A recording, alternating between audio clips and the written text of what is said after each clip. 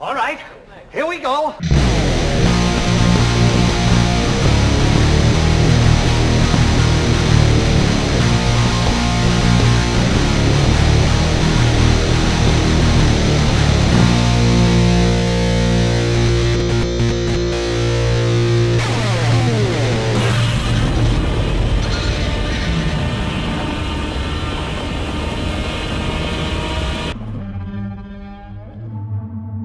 Coming to America 2 is finally here now. I love Coming to America. Especially the original one is one of my favorite movies of all time. It's one of my favorite comedies of all time. I love that movie so much. For me, I give this movie a 10 out of 10 every time. I could watch this movie over and over again and it just makes me happy and brings me joy every time. So when they finally announced that they're gonna be a sequel made, I actually did a reaction on this channel, I'll put the link down below. When they announced they're gonna make a sequel, I was like, yes, thank you, this is what we need. But I was also worried, because if we know the history with sequels being made to good movies like many years later, they ain't that good, they don't hold up that well, or they just don't know what to do. And when it comes to Coming to America 2, it's good. This movie is really good, and it makes me so happy to say that. I'm so happy that this movie didn't suck or went bad, but they did a great story. They brought all the characters back. Everybody is back. We had Eddie Murphy, Shirley Hadley, John Amos, Louis Anderson, Arsenio Hall. I mean, it's just going on and on.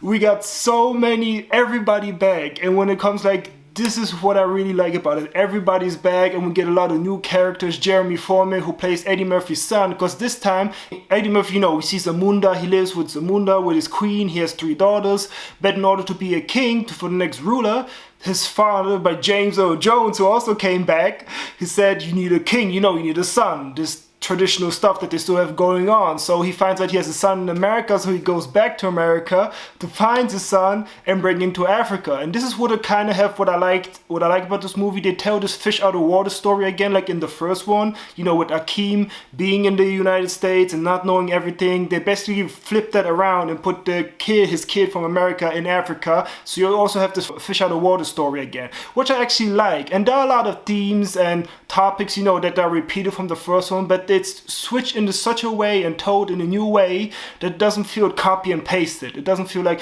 oh, let's just repeat everything that people love from the original movie and put it in this one.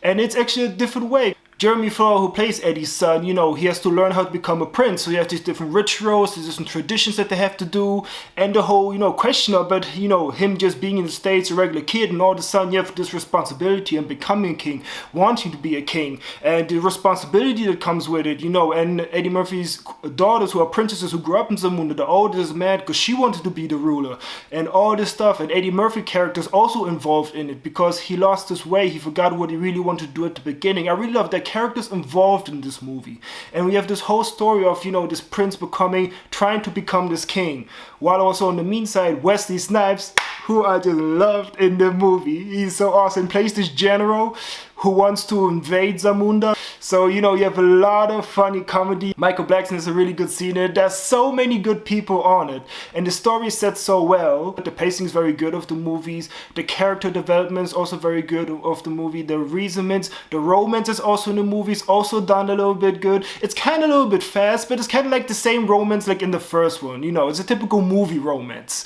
So, but it's still done very well. It's Leslie Jones does a really great job in this movie. I really love. She has a lot of funny scenes. Tracy Morgan is always funny. He plays Kim's son's uncle, who's just the real funny dude. It's just hilarious to see what it does. Him and Arsenio Hall got like this beef going on between us, which just cracks me up every time in the movie. Really great acted. All the performances are great.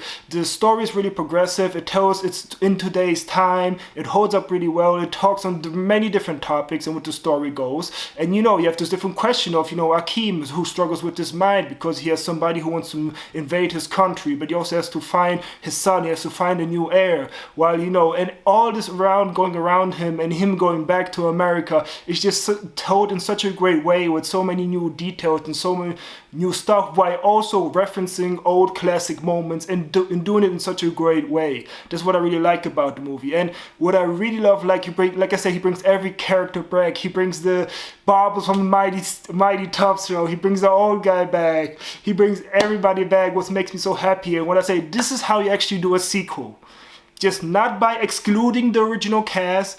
That's how you do a sequel, because they brought back the whole cast and added new characters and told the story with everybody being together. I don't get it why studios don't do that. I mean, now they have an example that yes, you can do a sequel to a famous movie and have everybody from the original and have new characters and tell it in a fresh way, and make a good movie actually. So I'm really happy that we finally have a movie that can say yes, it is possible to do it, but if you do it right. And I'm really happy that they took their time with the script. The script is really good. It's really funny, because that was also my concern. Like, if this movie funny, and this movie has some hilarious movies, laugh out loud movies. I just like bust out laughing. There's specifically one scene with the bar is just every time I watch it, I laugh it. There's another scene in Africa with everything. John Amos' character with Mr. McDowell's. Oh my god.